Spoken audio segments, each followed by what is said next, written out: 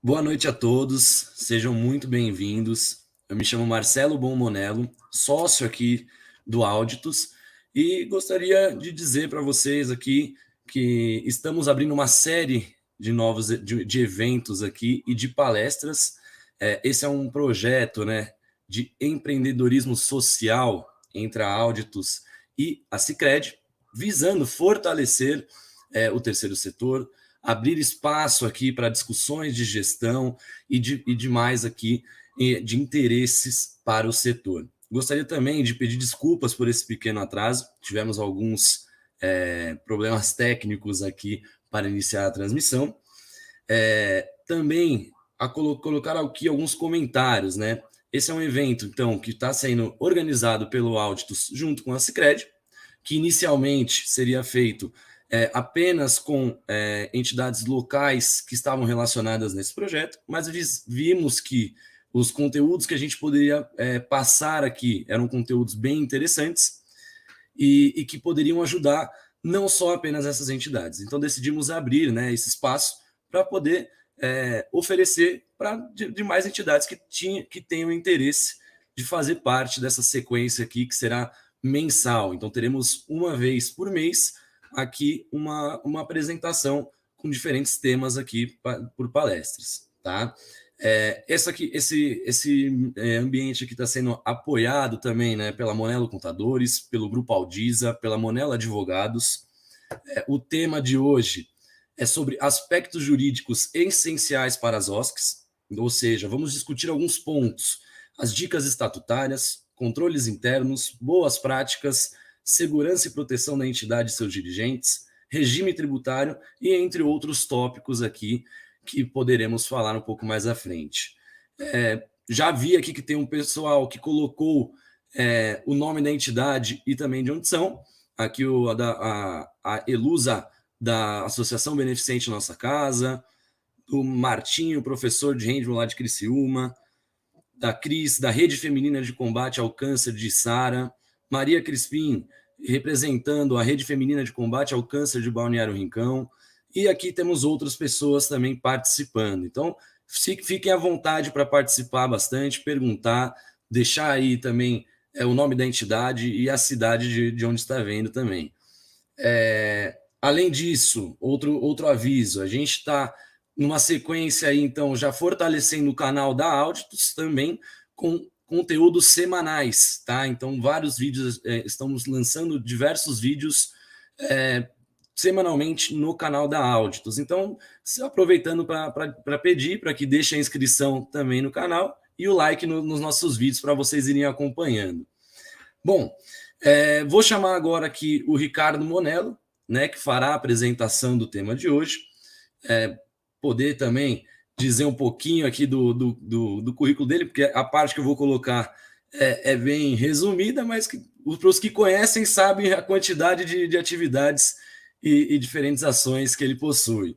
Não é só porque é meu tio também que a gente só tem elogios a dizer. Bom, ele é contador, advogado, sócio do Grupo Aldisa, da Monello Advogados, é diretor, por exemplo, na FENACOM e tem diversas outras atividades. E aí a ideia agora realmente é deixar a palavra com o Ricardo para que a gente possa conduzir o nosso tema. E aí, sim, conforme tendo as dúvidas, conforme a gente sentir aqui a necessidade de participação, a gente vai interrompendo e fazendo aqui um bate-papo com todos vocês, tá bom?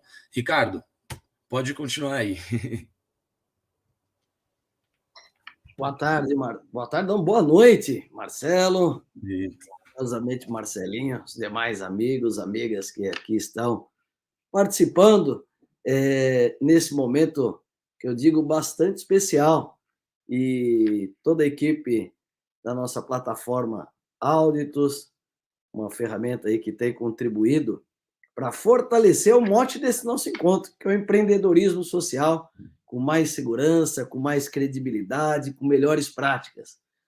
E essa parceria Auditus e Sicredi reforça realmente a percepção de que a sociedade organizada através das empresas, do segundo setor, do cooperativismo e o associativismo reforçam e fazem com que as nossas instituições tenham melhores resultados. Isso significa atendendo mais pessoas com mais qualidade, com mais efetividade.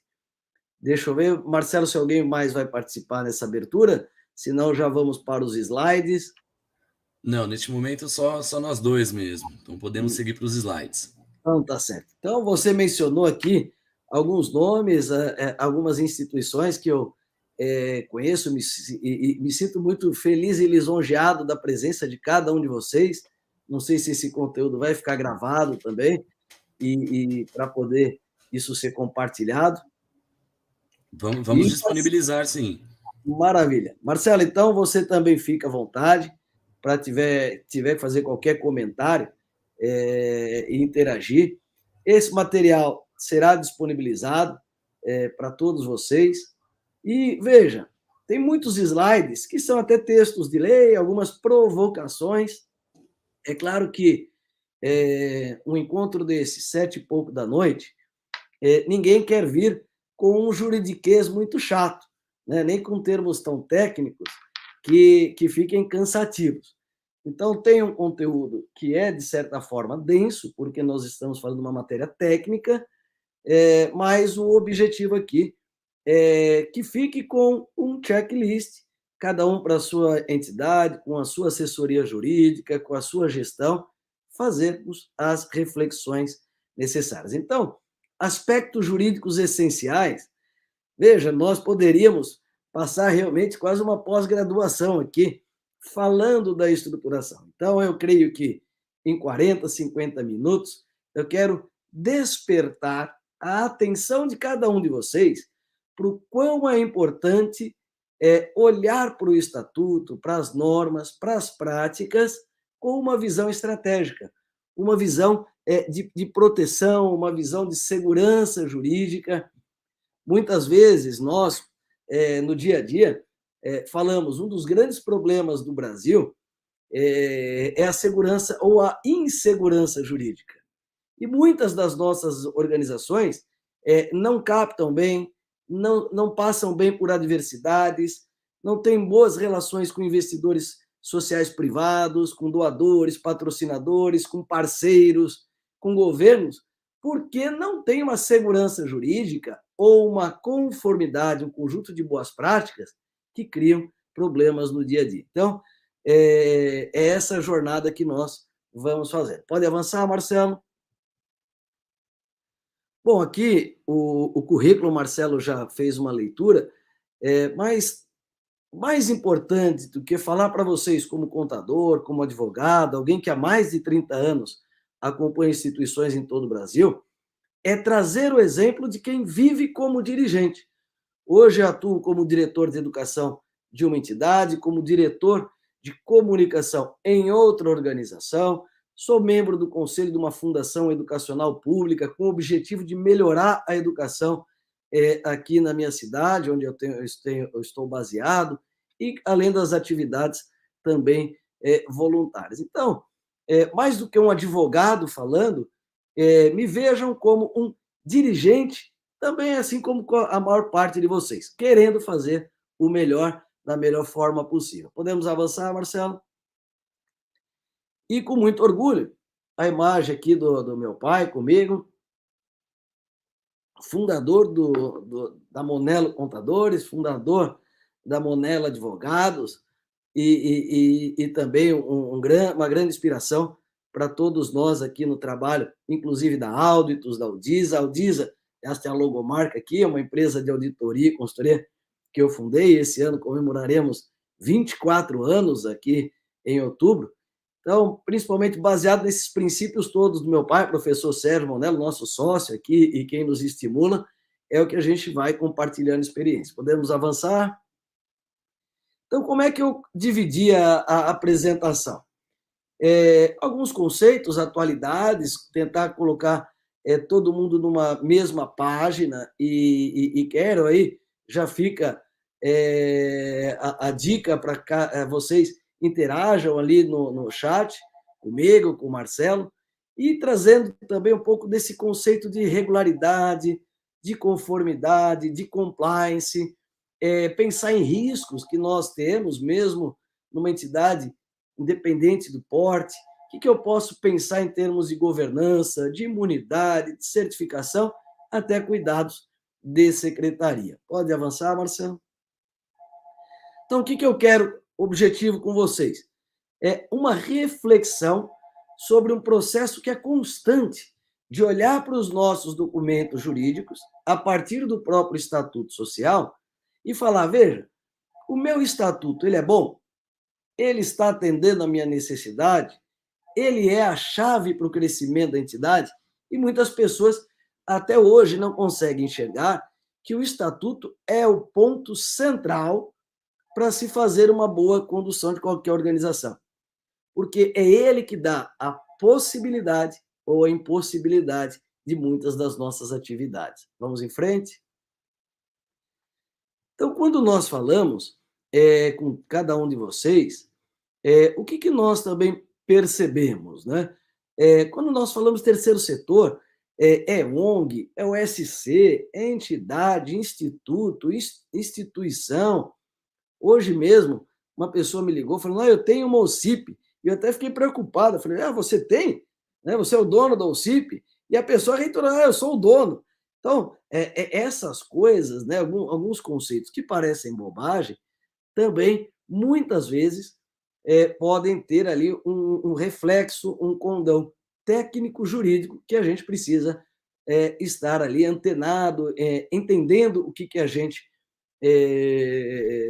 está ali mencionando. Né? Às vezes, eu vou apresentar a minha entidade, eu falo, eu tenho uma organização social, é errado? Não, não é errado, mas às vezes não é o mais técnico. Mas, de modo geral, nós temos, do ponto de vista genérico, uma ONG, uma ONG, uma organização não governamental, ou do ponto de vista mais técnico, mais adequado, hoje em dia, uma organização da sociedade civil. É claro que nós, que somos atuantes do terceiro setor, como vocês, falamos organização da sociedade civil, entidade terceiro setor, mas a população, de modo geral, se refere a gente como ONGs. Vamos em frente, Marcelo? Bom, e o que é importante nós entendermos?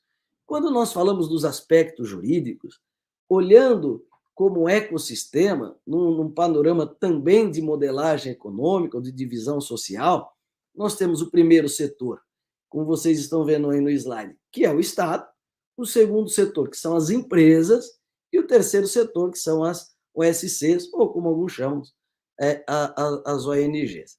Veja, por que eu estou chamando a atenção aqui? Não é para conceituar o que é, que todo mundo sabe que uma empresa é diferente de uma ONG, de uma OSC, mas esse círculo que vocês estão vendo, esse ecossistema, diz o seguinte para vocês: a minha entidade, ela se relaciona no dia a dia com empresas, com o Estado e com outras organizações. E com cada uma dessas relações ou relacionamentos, nasce também uma relação jurídica, ou várias relações jurídicas. Então, eu posso, dentro da minha OSC, ter uma norma de direito privado, que é da minha instituição, mas eu posso estar submetido a algumas normas do direito público, naquilo que se refere ao dinheiro ou recurso público, ou até nas parcerias com as empresas. Então, o que eu chamo a atenção aqui com vocês é o cuidado que eu devo ter para não pensar que, olha, a entidade, por ser de impacto social, de relevância social ou coletiva, de interesse público, ela não tem uma complicação jurídica. Pelo contrário, a gente percebe que mesmo as pequenas organizações precisam, sim, um cuidado jurídico maior. Por quê? Ela tem uma ação em relação ao recurso público, inclusive o Marcelo depois vai poder comentar, se for o caso, ou já deixando spoiler para os próximos encontros. Por exemplo, quando eu recebo verba pública, o tratamento contábil é de um jeito. Quando eu recebo verba privada, de uma doação particular, eu tenho outro tratamento contábil. Se eu recebo uma doação que tenha reserva, que tenha alguma vinculação ou gravame, é outro tratamento contábil, nota explicativa, evidenciação, e por aí vai. Não é o foco aqui hoje esse assunto, Mas, da mesma forma como a gente enxerga mais fácil isso na contabilidade, no direito ou nos aspectos jurídicos, isso também é bastante aplicado. Vamos em frente, Marcelo. E esses últimos dias foi marcado até por uma apresentação de mapeamentos, dando uma dimensão do quanto nosso setor é representativo em termos econômicos, sociais, mas o que eu quero chamar a atenção, que mais do que falar 800 e tantas mil organizações do Brasil, mas é o seu impacto e a forma jurídica como a maioria delas está assim estabelecida, que no caso, aqui que nos interessa, a grande maioria como associações sem fins lucrativos. Vamos em frente? O som está bom, Marcelo? Sim, tá tudo certo por aqui. Então tá, o pessoal tá calminho ainda, não estou vendo muita movimentação no chat, mas vamos em frente.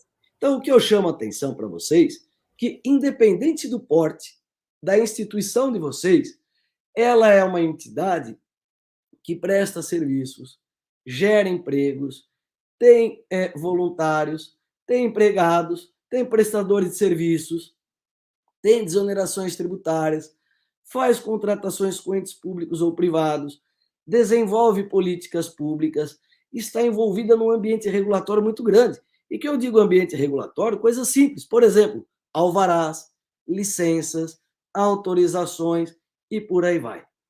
O que eu digo também é que nós convivemos com um outro aspecto. Ainda que nós tenhamos um grande número de instituições que estão aqui, que seus dirigentes, na maioria das vezes, são voluntários, isso não significa que eu não devo ter uma gestão profissionalizada ou uma visão profissional e mais de compliance, de conformidade da minha instituição. Então, a sustentabilidade da sua instituição vai exigir um nível de amadurecimento tecnológico, contábil, jurídico, que permita segurança para tudo isso que ela vive. Vamos em frente, Marcelo. E aí a gente pode fazer aqui uma reflexão muito comum. Por exemplo, qual é o maior perfil das nossas instituições? São voluntários. Como eu disse, a maior parte de vocês são voluntários. Eu estou na entidade como presidente, como diretor, porque eu me identifiquei com a causa. Essa é a primeira resposta. Eu tenho disponibilidade, eu tenho boa vontade, eu tenho gratidão, eu tenho interesse em ajudar. Maravilha. Mas essa boa vontade do dirigente, ainda que voluntário, não o exime de ter conhecimento técnico daquilo que se predispõe a fazer e saiba das responsabilidades.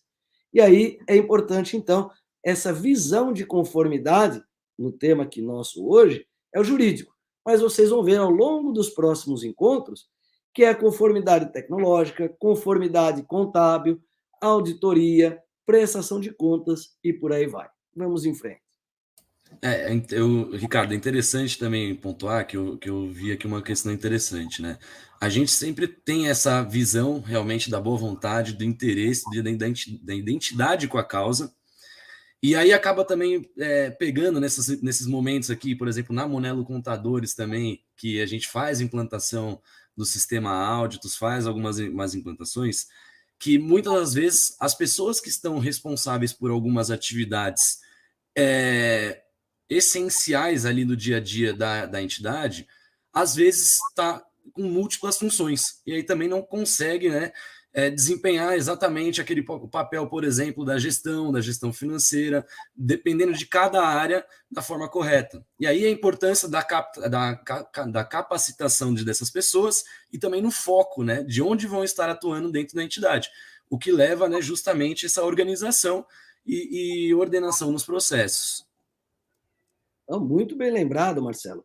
E aí eu volto a falar do grande mérito dessa parceria da Auditus e Sicredi, porque nós estamos vendo uma cooperativa extremamente respeitada, com uma presença nacional muito atuante, preocupada, que ela sabe, olha, boa parte dessas entidades são voluntários, precisa investir nessa capacitação, na formação, numa linguagem de conformidade.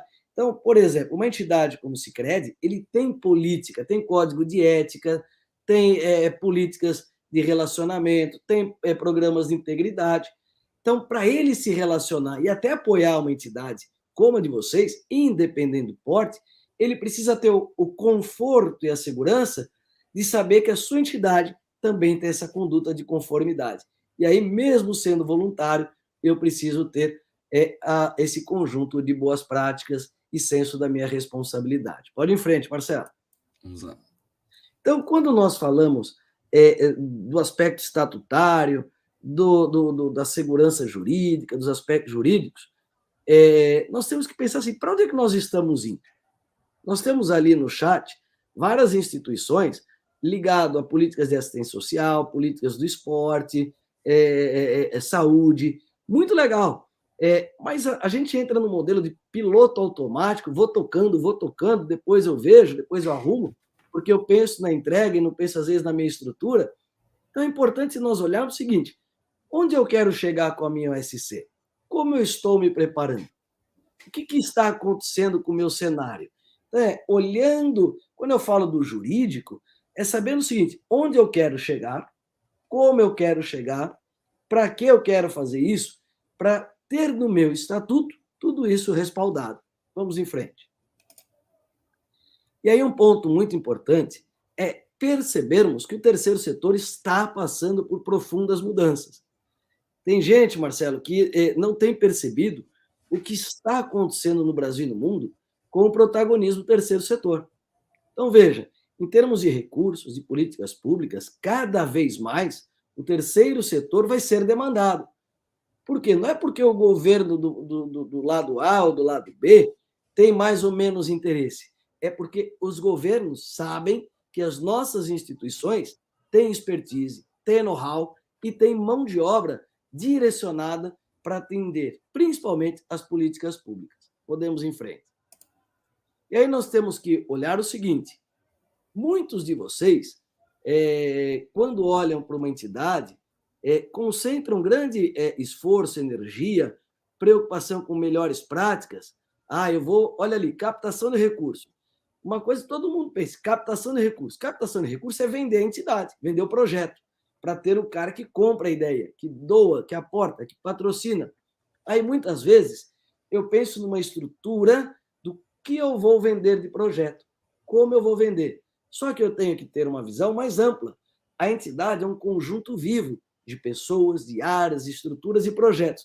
Então, eu tenho que pensar juridicamente o estatuto, as políticas, para todas as áreas de captação, de operação, atividade meio, as entregas, assim como administrativo, contábil, jurídico, entre outros.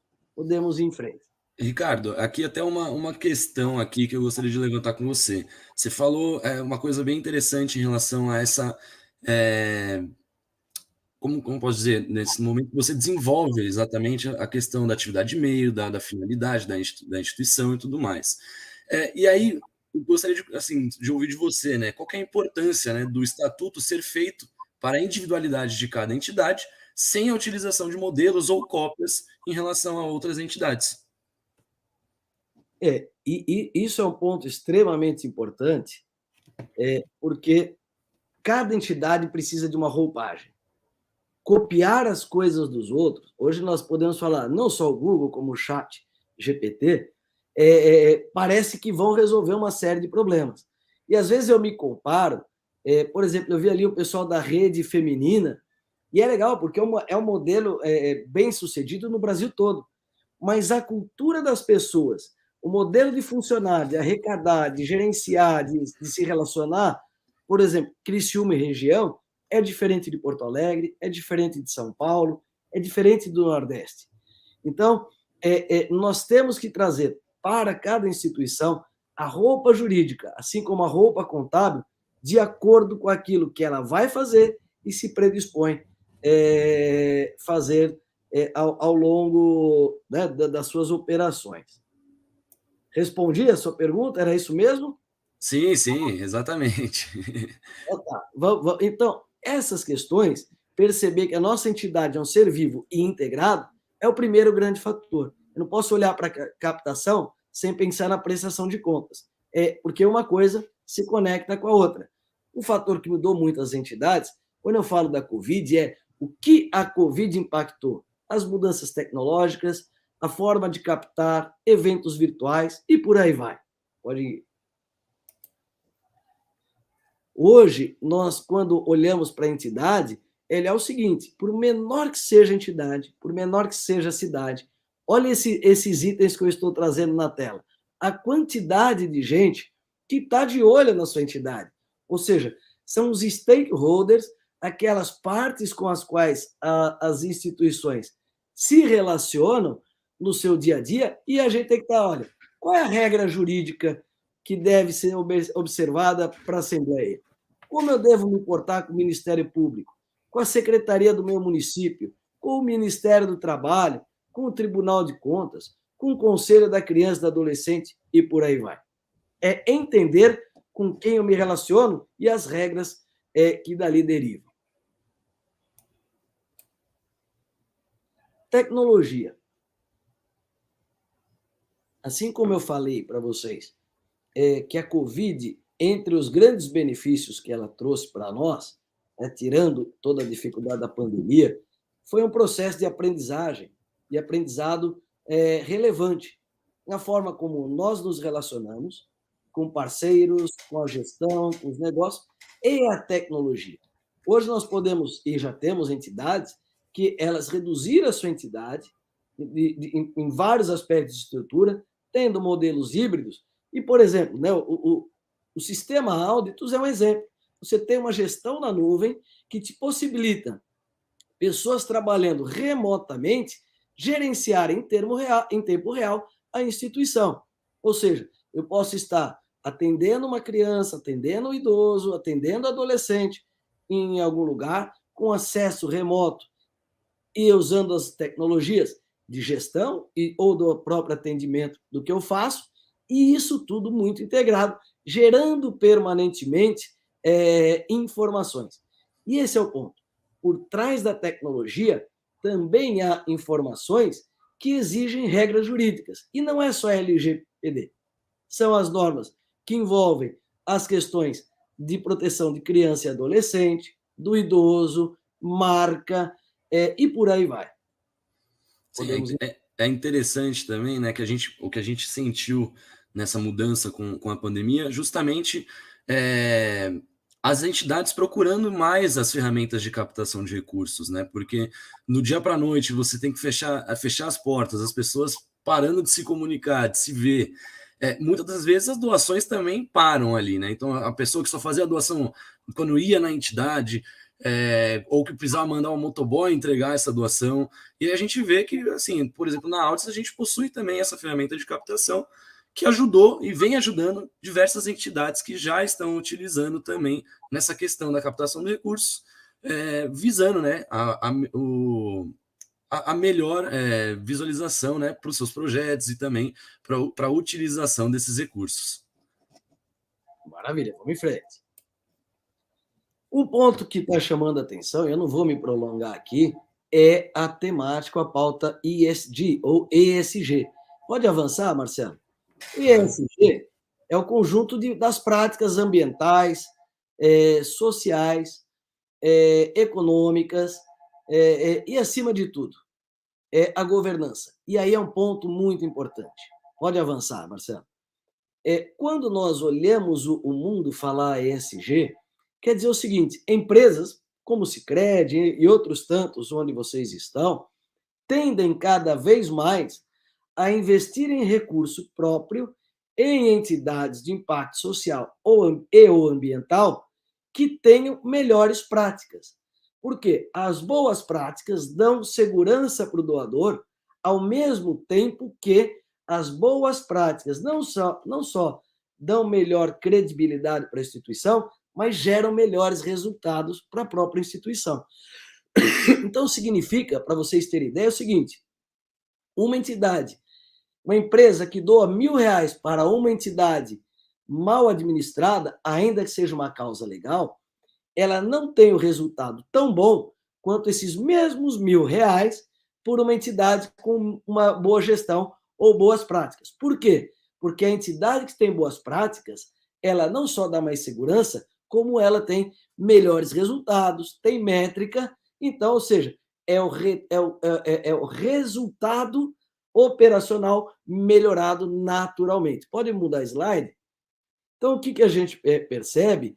Que a nossa instituição, nessa linguagem ESG, pode captar muitos recursos com o mercado corporativo avançando nessas práticas. Qual é a dica jurídica que eu dou para vocês? O nosso estatuto tem que reafirmar essas boas práticas. A governança, a conformidade, o código de ética, um programa de compliance. Claro, aquilo que é possível pelo porte da sua instituição a adotar. Então, claro que passo a passo, um pouquinho por vez, nós vamos avançando nessa questão. Pode avançar, Marcelo. E aí eu trago para vocês, tem tantas outras coisas acontecendo no nosso dia a dia, que às vezes o nosso estatuto não está preparado. Por exemplo, né, quem tem o estatuto que foi feito antes da pandemia, há 3, 4 anos atrás, não previa lives, não previa eventos virtuais, sorteios digitais, a própria LGPD, ambientes de NFT, criptomoedas, metaverso, o próprio ESG, entre outras tantas, e eu deixo esse slide depois para cada um analisar internamente, como é que essas coisas estão tratadas no meu estatuto? Aí vocês rapidamente vão perceber o seguinte, me permitam aqui a dica, o meu estatuto está desatualizado, porque ele não está contemplando tantas nuances ou tantas oportunidades que eu tenho em mãos. Vamos em frente. E aí eu percebo que tanta coisa mudou, pode ir em frente, Marcelo, mas o meu estatuto parece um negócio desse. Ou seja, parece uma foto lá, um documento feito quase que à mão. Pode ir em frente. E aí eu olho para tantas normas, tantas leis, e eu olho para o estatuto, aí eu falo, puxa vida, o meu estatuto não me dá, não só precisa trazer essas normas, mas como eu me relaciono enquanto entidade com o arcabouço legislativo normativo que existe e está em cima da mesa aplicável à minha instituição. Inclusive normas contábeis, que serão temas dos próximos encontros. Vamos em frente, Marcelo. E aí, então, a provocação que eu faço para vocês é: quem não mexeu no seu estatuto nos últimos 3 anos, certamente precisa mudar. E aí eu já faço isso olhando por questões que são importantes eu refletir. Hoje um tema atual, o SEBAS da minha instituição, a remuneração ou não de dirigentes, uma gestão executiva, a questão da LGPD, a questão da governança, entre outras situações que já fica de dica. Vamos lá, Marcelo. Então, o que eu tenho que pensar? Quando falamos de estatuto, boa parte de vocês já estão, obviamente, com as suas organizações estabelecidas. E aqui eu faço uma provocação, como essa parceria com o Sicredi também fomenta o empreendedorismo, ou seja, da sua organização, alguém que é dirigente da sua entidade, amanhã pode orientar outros que vão se formalizar.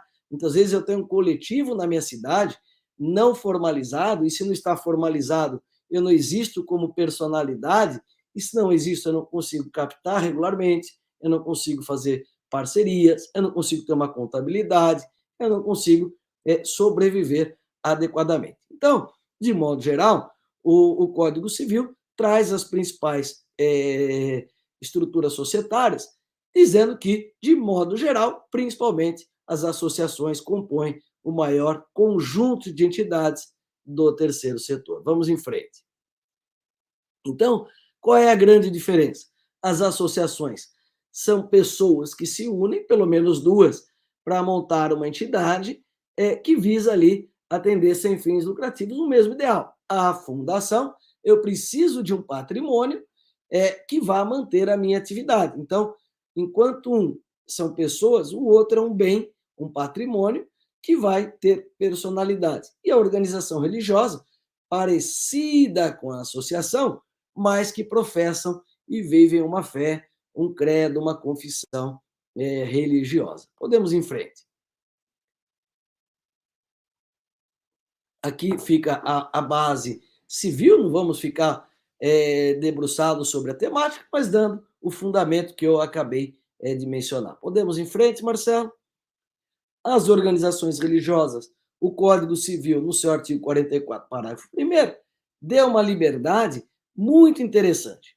Então, eu posso ter uma associação religiosa transformada em organização religiosa ou constituir uma organização religiosa nesses modos do artigo 44, e ela também pode, além da confissão religiosa, desenvolver projetos de impacto social, educacional, na saúde e por aí vai. Podemos avançar. Aqui é um conceito do meu pai sobre a organização religiosa, que eu deixo para que vocês, depois com esse material, possam aí fazer a pesquisa. Veja, então, quando eu falei lá atrás, ONG ou OSC, com a Lei 13.019, e essa é uma das principais normas que vocês devem conhecer, a Lei 13.019 implantou o marco regulatório das organizações da sociedade civil. Quais são os principais pontos? Primeiro, conceituou o que é uma organização da sociedade civil, dando uma amplitude que nos favorece, dando, acima de tudo, a possibilidade de cooperativas de impacto social, organizações religiosas serem consideradas como terceiro setor, além das demais entidades privadas. Mas aí, um ponto importante, são esses conceitos de uma entidade sem fins lucrativos que devem ser demonstrados juridicamente no estatuto, nos demais documentos e também na contabilidade.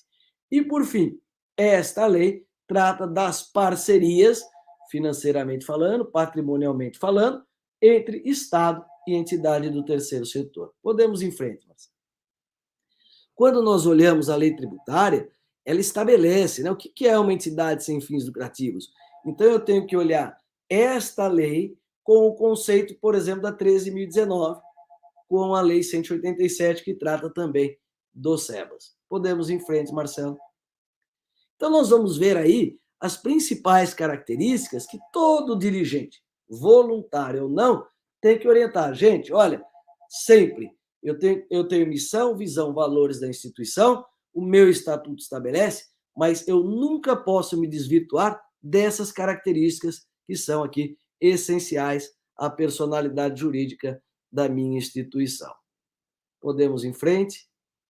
Então, veja, como eu falei que o ESG tem dado uma ênfase grande nas instituições, as nossas instituições já são, de modo geral, de impacto social e ou ambiental. Mas o nosso desafio, como eu disse, está na governança, nas boas práticas, no compliance. E o compliance o que é? Observar normas, cumprir estatuto, cumprir as regras, cumprir as políticas internas da instituição. Podemos ir em frente. Só reforçar aqui com o pessoal que podem deixar as dúvidas, né, também, os comentários através do YouTube, que aí nesse momento a gente também destaca a pergunta aqui e a gente vai conversando um pouco ao vivo mesmo para conseguir falar um pouquinho mais sobre esses pontos que vocês levantarem, tá bom? Maravilha. Vamos em frente, Marcelo. Aqui eu trago um conceito meu do que é governança, né? Porque as pessoas têm um talento muito grande para dificultar aquilo que poderia ser simplificado. Mas uma forma bem exemplificativa ou bem didática, eu digo o seguinte: governança é, primeiro, uma cultura de boas práticas e conjunto de procedimentos, né? Aquilo que eu faço na entidade para quê? Visando uma gestão melhor, proteger informação, inclusive contábil, financeira, patrimonial, proteger pessoas, parceiros, atividades, ativos, tangíveis, intangíveis. O intangível fala a marca da instituição, gerando sustentabilidade e perenidade. Então, aqui com toda a humildade, um conceito que eu trago, e na sequência também, pode ir em frente, um conceito do IBGC, que tem a ver também com uma fiscalização, controle e boas práticas da instituição. Pode ir em frente, Marcelo. Então, para que a gente traz isso? Quando nós falamos de compliance, governança, é olhar o seguinte: o que eu faço, como eu faço e por que eu faço, em relação aos dirigentes, aos colaboradores, aos fornecedores, aos doadores. Essa é a preocupação jurídica. Compliance jurídica é isso. Eu tenho um bom estatuto e eu vou comprar do fornecedor A, qual é o contrato? Qual é o documento fiscal? Qual é a forma de pagamento? A política de compra? Eu vou contratar o funcionário, eu registro o funcionário. Essa é a política de RH. Eu pago os direitos trabalhistas, eu faço os recolhimentos tributários. Esse é o compliance que o governo da instituição deve observar. Vamos em frente. E por que a gente insiste na figura do compliance? Porque nós, como dirigentes, estamos expostos a riscos. O que eu preciso dizer? Viver é um risco, não é isso? Todo mundo fala, não existe risco zero. Eu tenho que saber quais são os riscos. Eu não posso ser um avestruz, eu, dirigente, enfia a cabeça num buraco, eu acho que está tudo bem. Não, eu tenho que saber o que acontece na minha cidade. Saber se eu tenho maior ou menor grau de risco. Pode ir em frente? O que é saber do risco de compliance? Olha, eu tenho SEBAS na minha entidade, Certificado de Entidade Beneficente de Assistência Social, que me gera direitos e obrigações. Eu tenho uma regra para seguir, por exemplo, da gratuidade. Então, eu tenho. O que é risco de compliance do SEBAS? Pô, se eu tenho SEBAS, eu tenho que dar gratuidade. Então, eu tenho que ter alguém acompanhando se a gratuidade está sendo feita. Se eu tenho SEBAS, eu tenho que ter práticas contábeis. Então, eu tenho que estar sentando sempre com o meu contador e verificando o seguinte: aquele atendimento gratuito está sendo lançado na minha contabilidade, está no meu balanço, está na minha nota explicativa, está na DRE. Isso é saber se o risco é maior ou menor. Porque, por exemplo, se eu não registro a gratuidade, o risco é alto. Se o risco é alto, quer dizer o seguinte: eu estou descumprindo uma norma, posso perder o SEBAS e perder a imunidade. Então, essa é a visão simples que eu falo para vocês. O que eu tenho que fazer, qual é o risco de controle. Então, por exemplo, uma dica do SEBAS.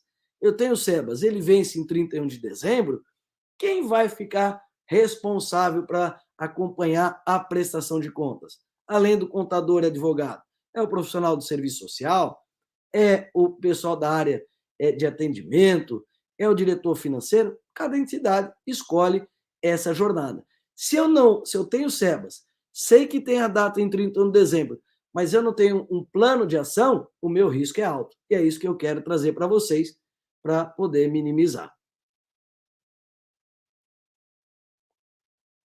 Porque os problemas, os riscos, eles acontecem por erros bobos. Perdi o prazo. Eu comprei, pedi a nota fiscal, mas esqueci do comprovante do pagamento, do TED, do PIX, o que é que seja. Isso é um erro, uma inconformidade. Agora, a minha entidade também pode acontecer fraudes, desvios, eu posso desviar do meu estatuto. Por exemplo, eu tenho um presidente com cartão de crédito corporativo que sai eventualmente no final de semana para jantar com a família e usa o cartão da entidade. Eu tenho um carro da minha instituição que é para uso exclusivo em serviço da entidade e, de repente, eu tenho um funcionário viajando nas férias com o carro da entidade. Eu estou pagando benefícios para dirigentes ou até empregados que não estão alinhados com as práticas ou as políticas da instituição. Eu tenho um dinheiro de uma parceria com o poder público que eu gastei, mas não peguei uma nota fiscal. Então, e aí eu vou deixar, Marcelo, você, o teu pai, e também depois, inúmeros exemplos que vocês vão poder trazer quando tratar de prestação de contas, os problemas que se enfrentam nas prestações de contas. O que eu quero aqui como advogado é mostrar que o risco existe e, por menor que possa aparentar, existe, pode dar sérias dores de cabeça para a entidade e seus dirigentes. Vamos lá? Então, é pensar que nós, como dirigentes, temos responsabilidades. Podemos avançar? Então, a responsabilidade é desde a reputação ao risco civil, patrimonial e até penal que está o sujeito, um dirigente. Então, mesmo voluntário, ele pode sofrer responsabilidades. E assim diz, como ele pôs aí o slide, a lei civil, ou seja, alguém é dirigente e não cumpriu o estatuto, chama para si a responsabilidade. Aí ele usou do seu mandato para fazer algo em proveito, lesando eventualmente o caixa da entidade. Ele então poderá ser responsabilizado e o seu patrimônio pessoal poderá trazer responsabilização, até direitos de indenização. Vamos em frente. Então, a gente vai vendo que os níveis de responsabilidade existem nas esferas civil, tributária, trabalhista, ambiental, administrativa, penal e entre outras. Podemos ir em frente? Bom, aí você fala, né, Marcelo? E aqueles que estão nos assistindo. Bom, saia da entidade, apaga a luz e o último a sair fecha, apaga a luz e tranca a porta? Não.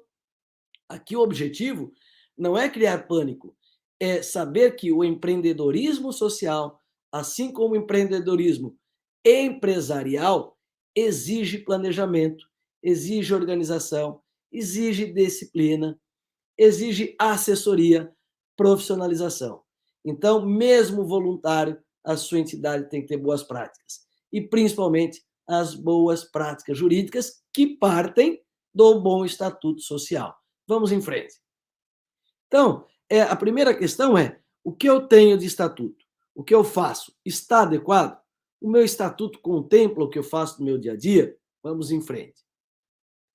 E aí eu vou olhando, né? Se o estatuto contempla tudo aquilo que precisa sobre a administração, sobre a gestão, sobre a minha assembleia, sobre a extinção, sobre os fundadores, sobre a sede, sobre toda a atividade da instituição. Aqui é o que o Código Civil diz sobre o registro da pessoa jurídica, que é básico. Isso aqui é o basicão. Mas a gente não pode ser bom fazendo o básico. Nós vamos ser muito bons fazendo mais do que isso. E é essa a nossa proposta. Vamos em frente.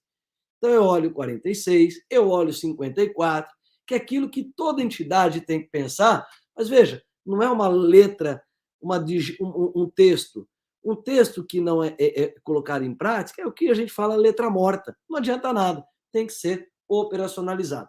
E nós não podemos, naquela pergunta do Marcelo, copiar alguém, porque o modelo de gestão, o modelo de direitos e deveres, o modelo de funcionamento, as atribuições, a gestão administrativa, as prestações de contas da entidade A não necessariamente será aplicado e vai funcionar bem na entidade B.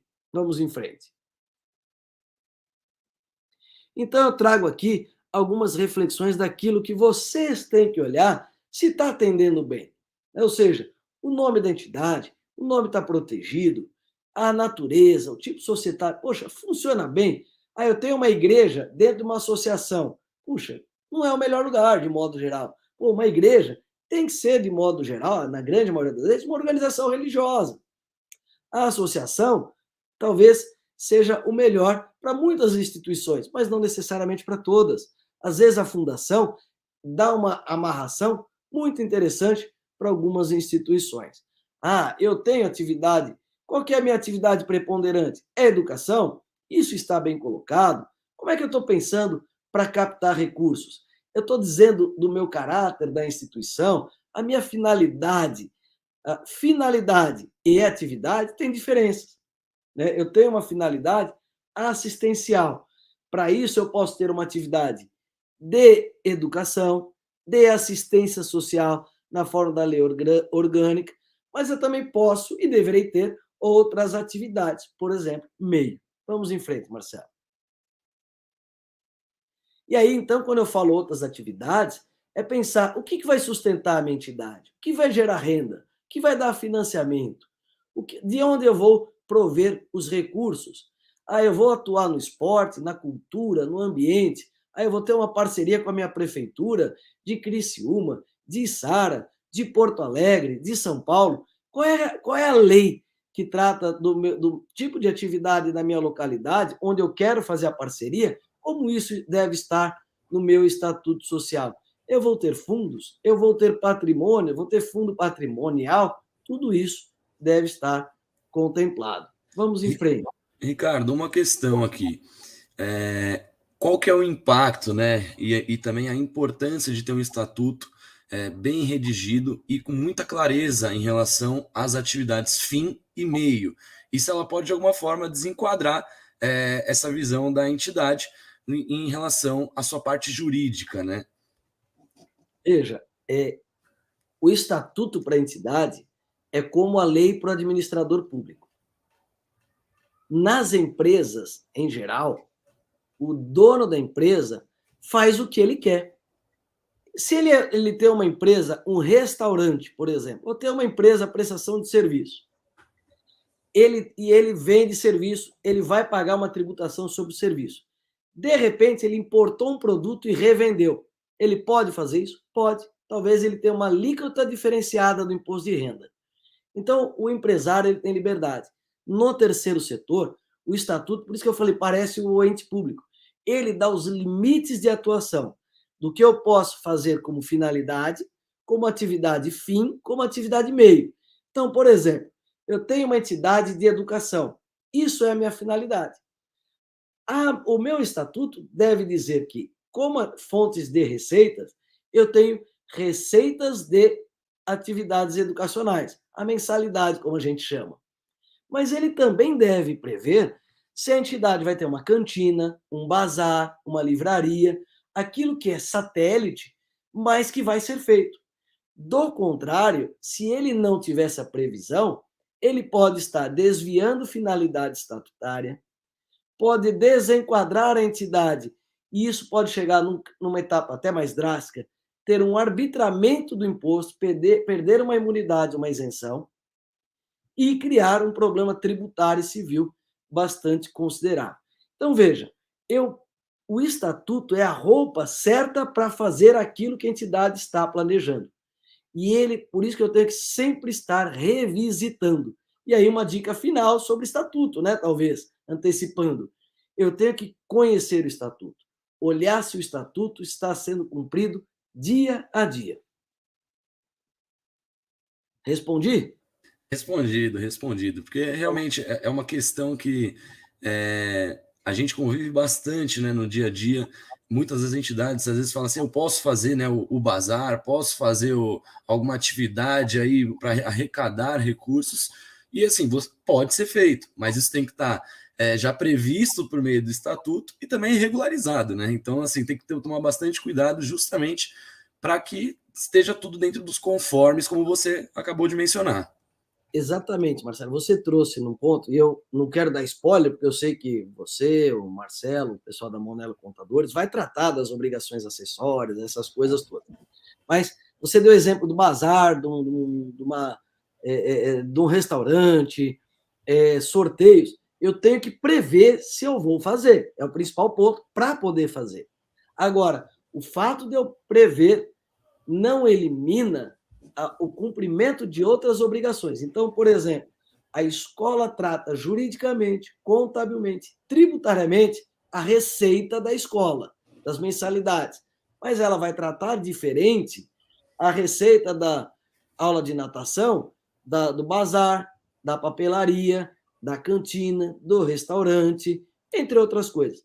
Então, cada uma dessas atividades vai também dizer uma linha de gestão e um tratamento contábil, tributário, jurídico, documental específico. Vamos em frente. Então, e aí, quando eu estou olhando o estatuto, eu tenho que saber, poxa, a minha entidade está sujeita a imunidade, tem direito à imunidade de impostos e contribuições, né, o INSS, como muita gente fala, ou não, ela está somente na isenção. E aí está a base legal para vocês pesquisarem sobre isso. O que eu quero dizer? As entidades de educação, saúde e assistência social, sindicato laboral e templos de qualquer culto estão dentro daquele escopo mais desejado da desoneração tributária, que é a imunidade, né, que são os artigos 150 e, eventualmente, 195, que trazem, cada qual, obrigações também específicas. Mas o seu estatuto social deve mencionar objetivamente qual é a finalidade. Por exemplo, se eu tenho uma entidade de cultura, por exemplo, promoção de eventos culturais, ela não tem direito à imunidade. Mas se eu tenho uma entidade de educação que eventualmente também possa ter um escopo cultural, eu posso estar dentro da imunidade. Isso, então, tem que estar no estatuto e é a base que o contador vai usar para o regime tributário, para as obrigações acessórias e para o plano de contas e toda a contabilidade. Vamos em frente, Marcelo. Aqui um comentário interessante aqui que a gente recebeu no YouTube, da Suzana. Ela falou: Nossa, nunca pensei em atualização do Estatuto Social. E aí é justamente que é interessante, porque às vezes a gente tem a entidade no momento que ela é concebida, e conforme vão passando o tempo, ela vai se estruturando, vai crescendo, vai tomando novos, né, caminhos, e às vezes a gente não está com essa preparação do Estatuto Social, justamente. E aí sim, novamente, corre todo aquele risco do desenquadramento e das demais questões em relação ao Estatuto. Perfeito, Marcelo. Muito, muito bem aí. Muito boa reflexão da Suzana. Um grande abraço. Vamos em frente. E aí eu trago para vocês textos de lei para vocês verem, né, que muita gente fala, eu não pago imposto, mas eu não pago por quê? Porque eu tenho imunidade, eu tenho isenção. E o leigo, né, aquele que não é contador, que não é advogado, acaba chamando uma coisa pelo nome da outra. E a lei trata de forma diversa e os requisitos são diferentes. Então, eu tenho que pensar na minha atividade, como ela está institucionalizada no estatuto, porque, no fundo, vai dizer se eu tenho uma imunidade ou uma isenção. E o alcance desses institutos é bem diferente, o direito é bem diferente, embora pareçam muito um com o outro. Vamos em frente. E aí eu chamo também a atenção, porque duas coisas que o terceiro setor pensa muito: parceria com o poder público, através dos termos de fomento, colaboração, termo de parceria, contrato de gestão, e aí eu tenho essas leis embaixo aí que eu coloco, né, as parcerias, esses todos, e também através do SEBAS, que é o Certificado de Entidade Beneficente de Assistência Social, que garante imunidade para as instituições de educação, saúde e assistência social. O que isso quer dizer para o advogado, né? Ou para o estatuto? Tenho que estar institucionalizado no estatuto social os principais aspectos da entidade, da sua forma jurídica, da gratuidade, do público, da contabilidade e das boas práticas na forma da lei, por exemplo, 187. Vamos em frente. E aqui outras questões, né? O estatuto tem que pensar, olha, eu tenho algumas despesas associadas, eu vou poder, por exemplo, uma entidade religiosa, manter um membro de uma organização religiosa, eu tenho projetos nacionais e internacionais, quem vai representar a instituição? A minha entidade poderá firmar parcerias, não só com o poder público, mas com outras instituições, e por aí vai. São pontos que a gente vai refletir. Vamos em frente, Marcelo. Quem são os associados? Quais são as categorias? Quais são os direitos, deveres, condições para desligar, para admitir um associado? Como é que é estruturado os órgãos da minha cidade? Eu tenho conselhos, eu tenho diretoria, eu tenho comitês, e aí depende. Como eu vou aprovar contas? Como eu vou aprovar compra de patrimônio, endividamento, parcerias com o poder público? Como essas atribuições são divididas entre os órgãos da instituição? Vamos em frente. Então, a lei, de modo geral, ela traz o seguinte: entidade precisa ter assembleia, como fundações precisam ter conselho curador. Agora, a sua entidade tem que olhar o que é melhor para ela e dizer, olha, eu também quero ter um comitê.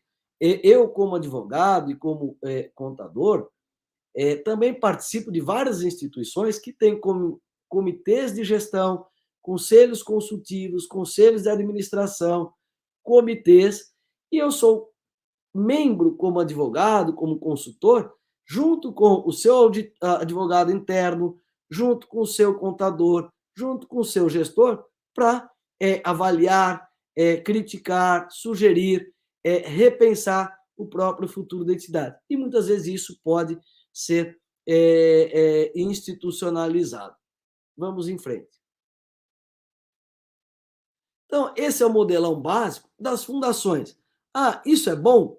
Não sei, você que vai me responder. Você tem que fazer uma reflexão se esse modelo funciona bem ou mal para a sua instituição, se ele pode ser aprimorado ou não, se é momento ou não. Vai depender da maturidade e das pessoas e também dos recursos. Vamos em frente. Então, aqui tem um outro modelo. Esse aqui é o modelo que vem ganhando corpo nas instituições. Né? Eu diminuo a diretoria estatutária, trabalho com mais executivos, pessoas mais profissionalizadas, eventualmente até contratados, tenho um conselho de administração composto por pessoas que têm os vínculos institucionais antigos, eventualmente, como muitos falam, com a instituição, mas eu posso ter no conselho pessoas convidadas com notório saber e contribuir. Eventualmente tem um conselho fiscal, comitês e por aí vai. Vamos em frente. Ricardo, Oi. aqui tem um comentário do Martinho. Ó, minha associação está em dia e o estatuto foi alterado há um mês, mas já vou começar a ler e olhar os estatutos com os outros olhos. Maravilha. Esse é o objetivo. Né? O que nós queremos aqui é que nós não fiquemos acomodados na estrutura que a gente pensa que está seguro. O maior problema para nós é que eu falei do avestruz, enfiar a cabeça no buraco lá e a coisa está acontecendo.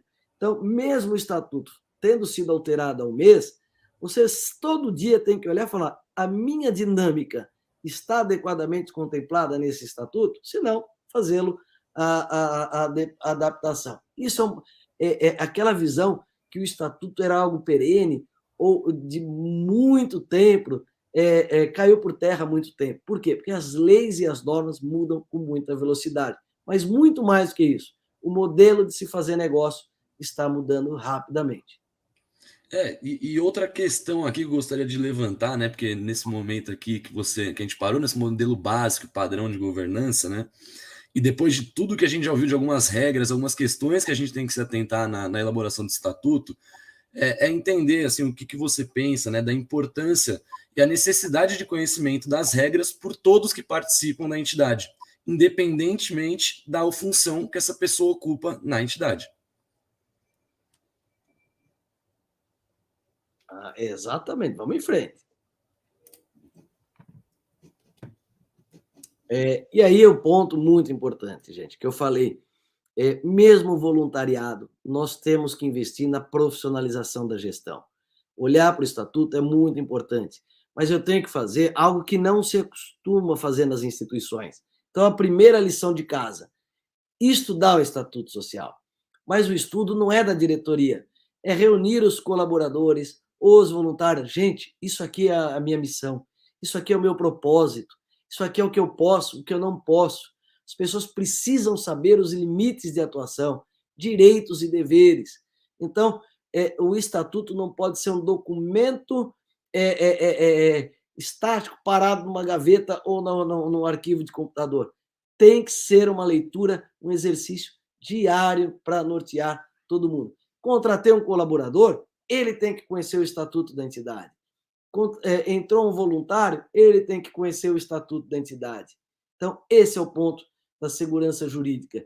Quando eu divido a cultura, eu trabalho a cultura, eu aumento não só as boas práticas, mas a segurança acima de tudo.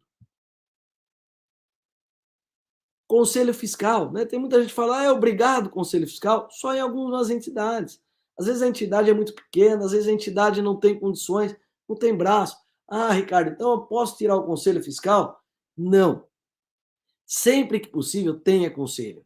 Mas não adianta ter um conselho figurativo, né? Ou só para dizer no estatuto que tem, que é bonito. Não. Porque pior que um conselho fiscal, não ter conselho fiscal, é ter um conselho de mentira. Ou seja, pessoas despreparadas, que não têm poder crítico, que não têm autonomia e que não participam efetivamente criticando o sugerido. Então, o Conselho Fiscal é um dos órgãos mais importantes para a proteção da instituição, dos dirigentes, obviamente, da própria operação, mas tem que ser exercido com sabedoria e por pessoas com capacidade para tal. Vamos em frente. Então, eu tenho que olhar para o meu estatuto se ele trata dos meus bens, do patrimônio, do voluntariado, porque o voluntariado tem efeito contábil, isso vai ficar para uma outra live, uma outra figura. Se eu vou remunerar meu dirigente ou não, Se eu quero ter modelos de remuneração, como eu vou institucionalizar? Eu vou ter um executivo, um superintendente, eu posso pensar nessa governança. Vamos em frente. Como é que está a LGPD? Como é que está a regra de conformidade, o código de ética? Eu trato da contabilidade, da prestação de contas, da auditoria, entre outras normas, né? Como é que eu crio ou coloco no estatuto a possibilidade da entidade estabelecer políticas internas, controles internos, normas que façam que ela tenha mais controle, mais gestão adequada da própria instituição. Vamos em frente? Eu trato da extinção, dissolução, destinação, por quê? Por exemplo, se a entidade tem parcerias com o poder público, contratações, contrato de gestão, SEBAS, né, o certificado de entidade, termos de fomento ou colaboração, eu preciso ter regras de extinção ou o que acontece no caso da instituição vir a se extinguir. Bem como eu tenho que pensar o seguinte, para alterar o estatuto, eu estou dificultando, eu estou facilitando, a regra atual é adequada para a instituição, as regras de funcionamento da minha Assembleia estão adequadas, estão práticas, eu tenho a previsão das assembleias virtuais, como isso é controlado. Então, muitas entidades pediram para nós, ao longo da pandemia, para alterar o estatuto, não só para prever a possibilidade da Assembleia Virtual, que o Código Civil hoje já favorece, mas para criar normas de funcionamento e exercício de direitos e deveres nas assembleias ou reuniões virtuais. Pode ir em frente, Marcelo. Aqui a gente tem um novo comentário da Suzana. Aqui ela diz: ó, a nossa instituição é pequena, possui um conselho, fazemos reuniões quadrimestrais, temos as atas, registramos, mas não está no estatuto social. Então, esse é um ponto. Às vezes eu faço alguma atividade, crio até, como ela disse, a ata, mas se não está no estatuto, é uma atividade que está se desviando de um preceito técnico.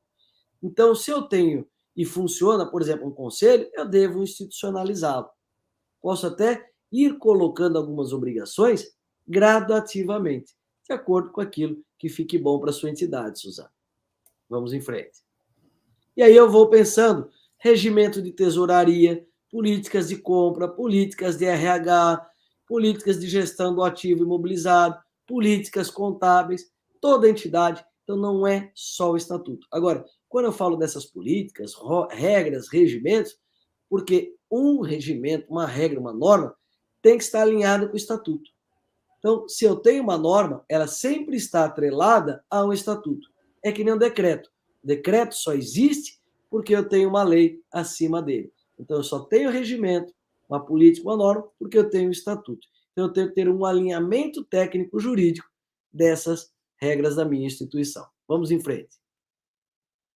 E aí eu trago para vocês que a lei civil, muitas vezes, ela é simples no que é competência da Assembleia. E aí eu pego entidades, tem um monte de atribuição da Assembleia. Mas qual é a proposta aqui? O que funciona para vocês? Cada um vai responder do seu jeito aquilo que é melhor. Vamos em frente. Então eu tenho que trazer para o meu estatuto os modelos atuais, presenciais, virtuais ou híbridos. Vamos em frente. E indo já para conclusão, né? Já deu aí, vai dar 1 hora que eu estou falando aqui com o Marcelinho. Eu peço desculpas se eu estou exagerando, mas o Marcelo também trouxe boas provocações, além do atraso que tivemos no início ali por conta da tecnologia, e da tecnologia aqui, né, da pecinha. Mas um ponto que eu chamo a atenção, o estatuto ele tem que prever o que você faz hoje e o que você pretende fazer em breve. Um dos elementos, a sucessão. A sucessão é um processo político, mas ele é técnico. Eu tenho que ter previsão estatutária. Eu posso até criar comitês de transição, porque problemas políticos, problemas de divergências políticas, culturais, podem muitas vezes atrapalhar a sustentabilidade da entidade. Então, eu posso criar, hoje, muitos estatutos que nós alteramos, nós criamos também regras de transição, regras eleitorais, regras de participação de pessoas no processo entre a eleição e a virada de mandato. Vamos em frente. E um ponto importante, conhecer o estatuto, mas todo mundo que é eleito tem que assinar um termo de posse e de que se obriga a cumprir o estatuto e conhecer o estatuto. Mais uma dica para vocês aí. Vamos em frente. E óbvio, assim como o estatuto, contratos, tudo, as atas não são simplesmente uma historinha, uma transcrição do que foi discutido. Tem um efeito jurídico, tem um efeito patrimonial, pode ter um efeito contábil. Então, muita atenção naquilo que eu coloco em atas na sua instituição. Vamos em frente. Então, vamos às dicas finais aqui. Olha, antes disso, a Suzana traz mais uma participação. Vai lá, Marcelo. Suzana deixou aqui, olha, tenho parcerias com empresas privadas. Elas nos oferecem conteúdos gratuitos de tecnologia. Outros convênios com entidades para divulgar o nosso projeto. Tem que estar no estatuto também? Veja, a parceria com empresas, assim como órgãos públicos, é sempre importante estar no estatuto como fonte de receita, como atividade e como possibilidade de parceria. Pelo menos isso. Isso, inclusive, pode ter até um efeito contábil, patrimonial, financeiro, que é para uma outra live. Veja, o que eu tenho que olhar é, desta parceria, da possibilidade jurídica, a formalização disso tudo. Como eu estou materializando? É a participação do seu advogado acompanhar. Mesmo que não envolva dinheiro, a parceria tem responsabilidades. Então, tem que ser formalizada. Pode ser geradora de direitos. Ainda que, quando eu falo tecnologia, seja um intangível, eu posso ter um efeito contábil, uma obrigação jurídica e até, quem sabe, tributária. Então, tem que ser analisado com mais cuidado, junto com a sua assessoria jurídica. Mas, sempre que possível, formalize no Estatuto Social. Então, Muito vamos bom. finalizar. Quer falar alguma coisa, Marcelo? Não, podemos continuar. Vamos lá? Nosso último slide. Então, rever o Estatuto. Lição de casa. Rever o Estatuto. Ver se ele contempla, por exemplo, outras questões, como eu trouxe aí das reuniões, a governança, o modelo como eu estou distribuindo, se a Assembleia ela faz o que precisa, se eu não estou colocando coisa demais, se eu estou tratando a tecnologia da melhor forma possível. Então, por exemplo, o sistema Auditus tem várias funcionalidades que vão além do financeiro e do ativo. Eles possibilitam uma série de questões, como a captação de recursos, a prestação de contas, que tem um efeito contábil. Como que essa tecnologia está amarrada? Por isso, eu tenho que olhar a entidade como um grande corpo, como um grande ser vivo. E é por isso que a gente fala, o apoio jurídico tem que ser estratégico, permanente e preventivo. Vamos em frente, Marcelo? Vai lá, Além dessa questão em relação à captação, né, e também da gestão da prestação de contas, o Auditus também possui, né, a ferramenta do portal de transparência, que justamente faz toda essa integração das informações para um ambiente online, né, que pode ser colocado no site, né, das instituições, com toda a questão da transparência dos projetos, por exemplo, e também da divulgação de atas, de relatórios contábeis e diversos outros tipos de documentações. Então é interessante também sempre estar atento a essas novidades que a Auditus vem trazendo para o terceiro setor. O portal de transparência, ele que também está elencado no Miroski, né? E que vamos falar isso numa próxima também palestra aí nesses próximos meses também. Maravilha. Vamos em frente? Então é isso, meus amigos, minhas amigas, queridos do terceiro setor. Eu fico à disposição se alguém tiver mais alguma dúvida. Aqui estão também as nossas redes sociais da Monelo Advogados, onde vocês podem ver mais conteúdos. Assim, e aí eu peço para vocês, aliás, né, além de seguirem a Auditus Tecnologia, sigam a Monelo Advogados, @Monelo Advogados no Instagram, também no LinkedIn, Facebook, assim como @Grupo Aldisa, né? A Aldisa também tem muitos conteúdos sobre terceiro setor no nosso canal, nos nossos canais no YouTube, no Instagram. Então, interajam conosco e temos ali muitos conteúdos e assim também nas redes da Auditus, que vamos disponibilizando gradualmente para todos vocês. Acho que tem mais um slide, né? Tem mais um aqui, vamos lá. Opa, e aí?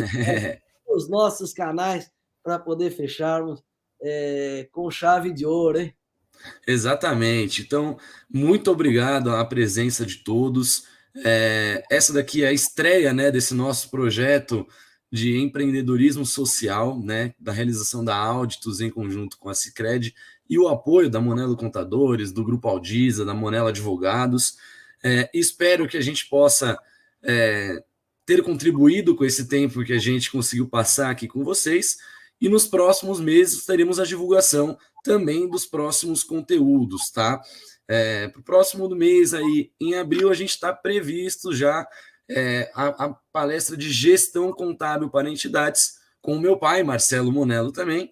E aí poderemos falar mais um pouco de algumas particularidades. Gostaria de reforçar aqui, se puderem seguir, né, justamente as redes sociais, o Instagram, o Facebook, o canal do YouTube da Auditus, porque estamos tendo aqui uma constância, né, de conteúdos para todos vocês, deixando disponibilizados semanalmente conteúdos bem interessantes para que todos possam estar sempre antenados, tá bom? Muito obrigado, Ricardo, foi muito boa a palestra e nos vemos numa próxima também. Tá no mudo. Então, uma ótima noite, fiquem com Deus, muito trabalho, mas trabalho com segurança jurídica.